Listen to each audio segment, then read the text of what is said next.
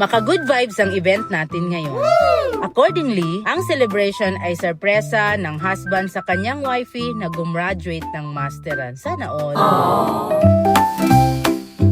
Super busy daw kasi ni husband sa work, kaya isa yan sa paraan niya para makabawi man lang sa kanyang Diyosawa. Arinan.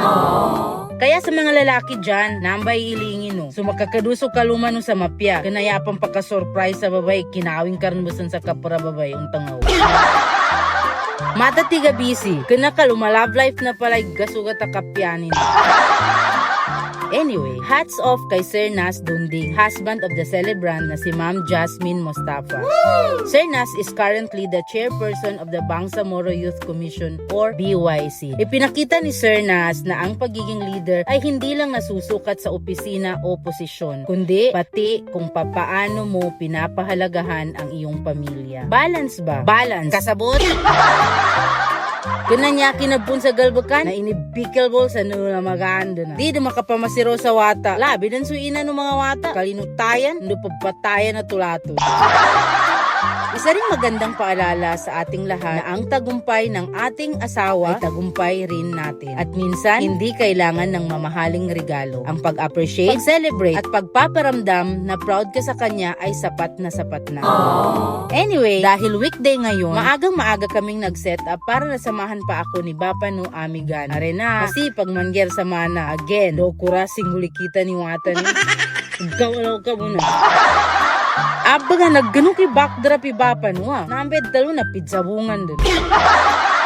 Dahil bago pa kami sa ganitong gawain, we are learning each day. Kasama dyan yung mga pag-upgrade ng aming mga gamit every now and then. Congrats sa celebrant at sa whole family. Maraming salamat sa suporta at tiwala. Thank you.